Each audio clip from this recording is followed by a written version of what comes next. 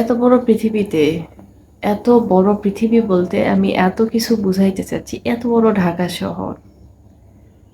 এই ঢাকা শহরে আমার মতো এতিম কি কেউ আছে? না নিজের একটা রক্তের সম্পর্কের কেউ আছে? না নিজের খুবই কাছের একটা বান্ধবী আছে? না খুব নিজের কাছের কি কোনো আত্মীয় আছে যার বাড়িতে গিয়ে অন্তত চোখটা বন্ধ করে ৫ থেকে ৭ দিন থাকা যাবে, সুন্দর মতো ঘোরা যাবে, ফিরা যাবে, খাওয়া দাওয়া করা যাবে? এরকম কি কারো আছে? আমার কিন্তু নাই। আমি মনে মনে ভাবি যে পৃথিবীতে এমনভাবে আল্লাহ তাআলা মনে হয় আমাকে পাঠাইছে, নিজের বলতে একটা জিনিসই আমি সেটা বুঝি, নিজের বাপ মা ভাই। এ বাদই তো আল্লাহ তাআলা এখন আমাকে একটা দিছে সন্তান, একান্ত এটা আমার নিজের, এটাতে কেউ ভাগ করতে পারবে না। কিন্তু যখন দিন শেষে ভাবি যে এত বড় ঢাকা শহরে, এত বড় ঢাকা, গাজীপুর, নারায়ণগঞ্জ, এখানে তো ৩টা আর কি জেলা। আমি মনে হয় টর্চ লাইট দিয়ে খুঁজলেও কাউকে পাবো না, আমার নিজের রক্তের সম্পর্কের কাউকে।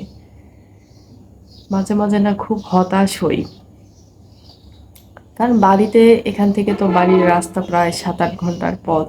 আর জ্যাম থাকলে তো গেছে সারাদিন সারা রাত। খারাপ লাগে মাঝে মাঝে, বিশ্বাস করেন আপনারা। মানে অনেক সময় শুনি আমার পাশের ফ্ল্যাটের ভাবি যাচ্ছে অমুকের বাড়িতে, আরো পরিচিত যারা যাচ্ছে অমুকের বাড়িতে, যখন বলে এখানে যাচ্ছি বা এখানে গেছিলাম, এখান থেকে আসলাম, নিজের আত্মীয় স্বজনের কথা বলে, তখন আমি খালি তাদের মুখের দিকে তাকিয়ে থাকি আর ভাবি যে আমার তো কেউ নেই, আমি যাবো কোথায়?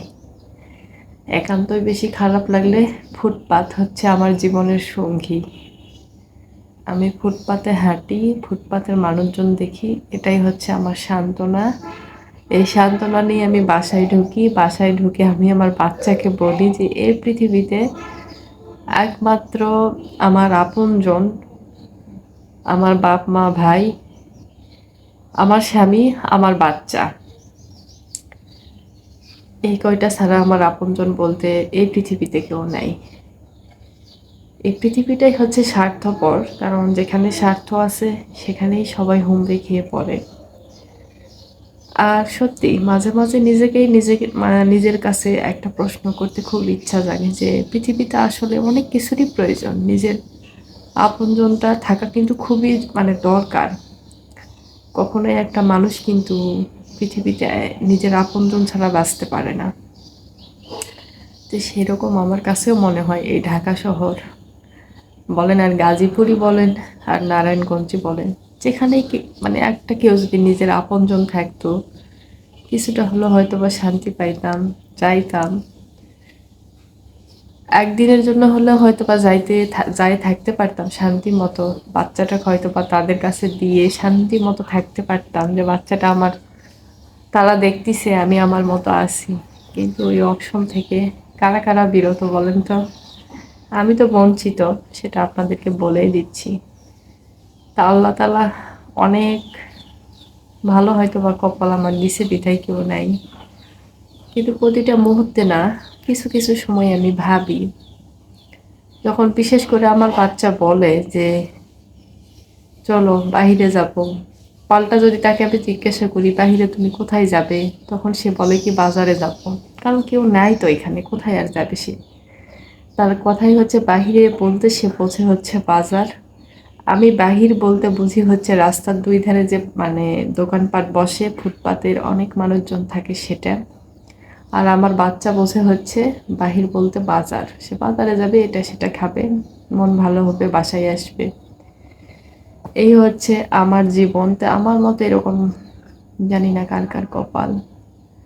সবার কপাল ভালো হোক, আমার কপালের মতো না হোক, এটা আমি মন থেকেই চাই, কারণ আমার কপালটা আসলেই খারাপ। এরকম কপাল নিয়ে পৃথিবীতে কেউ আসুক, এটা মন থেকে কখনোই যাবো না। আমার শত্রুও যদি হয় তারপরেও যাবো, তো আল্লাহ তাআলা যেন তার কপালটা ভালো দেয়। কপাল ভালো হলে না সব কিছুই আপনি জয়লাভ করবেন, এটাই হচ্ছে বাস্তব সত্যি কথা। যাক, অনেক কিছুই হয়তো বা বলে ফেললাম। সবাই স্বাভাবিকভাবে কথাগুলো নিবেন। এটা হচ্ছে আমার মনের কথা, এটা আমার কষ্টের কথা। আপনাদের সাথে টুকটাকটা অনেক কিছুই আমি কষ্টের কথা বলি। আজ কয়দিন থেকে আমার কাছে মনে হচ্ছে যে পৃথিবীতে না নিজের আপনজন থাকাটা অনেক জরুরি। নিজের আশেপাশে বিপদ-আপদ অনেক কিছুর ক্ষেত্রে নিজের আপনজনদেরকেই আপনার পাশে লাগবেই। কারণ বাড়িতে যতই আপনার আপনজন থাক না কেন, আপনি যতক্ষণ যাবেন বা তারা যতক্ষণে আসবে আপনার কাছে, ততক্ষণ কিন্তু আপনি তাদের কাছ থেকে সাহায্য সহযোগিতা পাবেন। এ বাড়িতে একটা কিছু হয়ে গেলে কিন্তু আপনার নিজেরটা আপনার নিজেকেই এখানে করতে হবে। কেউ এসে আপনাকে করে দিবে না। কি বলবো?